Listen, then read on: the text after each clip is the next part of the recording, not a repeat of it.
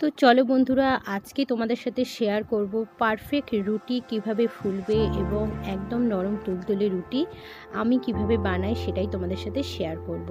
তো দেখো, এখানে আমি একটা পাত্র বসিয়ে দিয়েছি আর এর মধ্যে কিন্তু আমি হাফ মগ মতো জল দিয়েছি। জলটা হালকা কুসুম গরম করে নিলাম যাতে আমার আঙুলটা ডোবানো যায়, ঠিক সেই রকম গরম করতে হবে, খুব বেশি গরম করলে কিন্তু হবে না। আর এখানে দেখো সম পরিমাণে কিন্তু আমি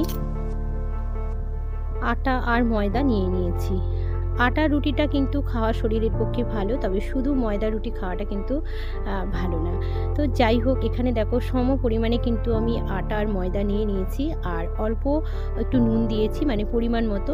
আটা ময়দাটাকে খুব ভালোভাবে মিক্স করে নিতে হবে। তারপরে কিন্তু দেখো অল্প অল্প করে যে হালকা কুসুম গরম জলটা আমি বানিয়ে নিয়েছি সেটা দিয়েই কিন্তু একটা সুন্দর আটার ডো আমি এখানে রেডি করে নেব।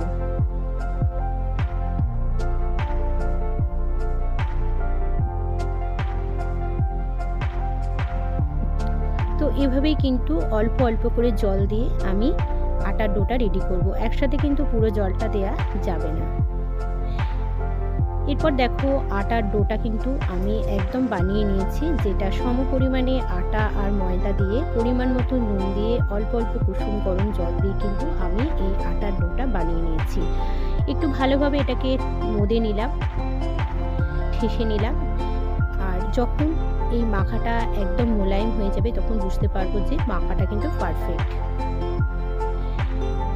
এরপর দেখো আমি কিন্তু এখানে রুটির আকারে লেচিগুলো এক এক করে করে নেব।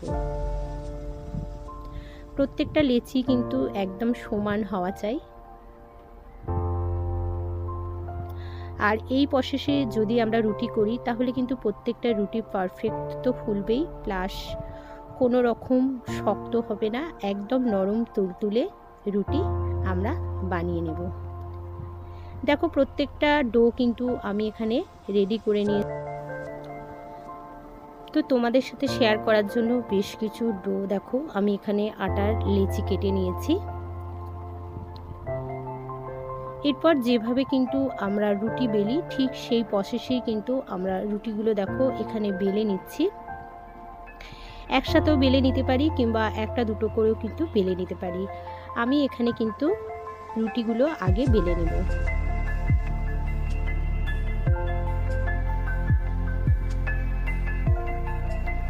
তো দেখো ঠিক এইভাবে কিন্তু আমরা রুটি বেলে নিই, ঠিক সেভাবেই কিন্তু রুটিটা বেলা হচ্ছে। আবারও একটা লেচি আমি নিয়ে নিয়েছি, এটাও কিন্তু আমি একই রকম ভাবে দেখো বেলে নিচ্ছি।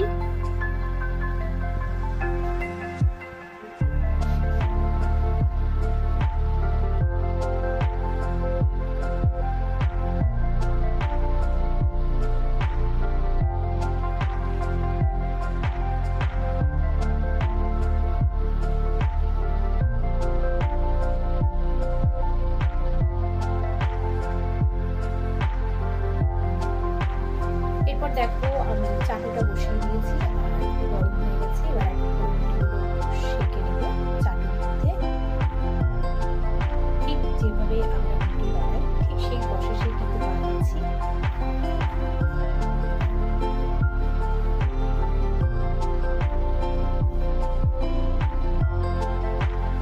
তো দেখো মোটামুটি আমার চাটুর মধ্যে কিন্তু রুটিগুলো সেঁকে নিয়েছি। এবার কিন্তু পুরোপুরি রুটিগুলো আমার সেঁকার পালা। তো দেখো প্রত্যেকটা রুটি কিন্তু পারফেক্ট কিভাবে ফুলবে সেটা দেখো। তো এইভাবে যদি আটার ডো বানিয়ে রুটিটা করা যায় তাহলে কিন্তু রুটি যেরকম নরম হবে আর প্রত্যেকটা রুটি কিন্তু পারফেক্ট ফুলবে। অনেক সময় হয় না, আমরা রুটি বানানোর সময় রুটিগুলো কীরকম না ফুলে রুটিগুলো কীরকম শক্ত হয়ে যায়। তো এখানে কিন্তু সেই রকম রুটিটা কিন্তু কোনো রকম শক্ত হবে না। আর এইভাবে যদি আমরা আটার ডোটা বানিয়ে নিতে পারি তাহলে কিন্তু প্রত্যেকটা রুটি পারফেক্ট ফুলবে। তো রুটি বানানোর এই পারফেক্ট রেসিপিটা আপনাদের কেমন লাগলো অবশ্যই কিন্তু জানাবেন। আর যদি একটু আপনাদের কারোর ভালো লাগে তাহলে অবশ্যই কিন্তু আমার এই চ্যানেলটিকে সাবস্ক্রাইব করবেন এবং লাইক করবেন। তো দেখো প্রত্যেকটা রুটি কিন্তু এভাবে পারফেক্ট আমি ভেজে নেব। এরপর দেখাবো যে রুটিগুলো কতটা নরম, কতটা তুলতুলে হয়েছে। আর এইভাবে রুটি বানালে কিন্তু কোনো রকম গ্যাস অম্বলটা কিন্তু হওয়ার কোনো রকম সম্ভাবনা থাকে না। তো দেখো প্রত্যেকটা রুটি কিন্তু আমার এরকম পারফেক্ট ফুলেছে। আর এই তো রুটিগুলো সমস্ত বানিয়ে নিয়েছি আর দেখিয়ে দিচ্ছি, দেখো একদম নরম তুলতুলে রুটি। তো এভাবেই কিন্তু চাইলে আপনারা রুটি বানিয়ে নিতে পারেন। তো চলুন আজকের মতো এই পর্যন্ত, পরের দিন আবার দেখা হচ্ছে নতুন কোনো রেসিপি কিংবা ব্লগের সাথে।